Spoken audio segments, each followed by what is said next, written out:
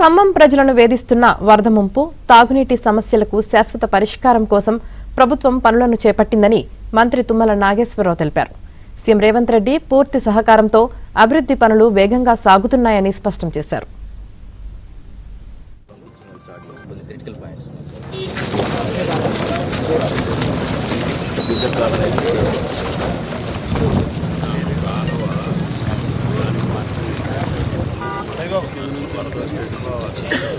$100 కోట్లతోటి drain pipe line complete చేస్తున్నాం.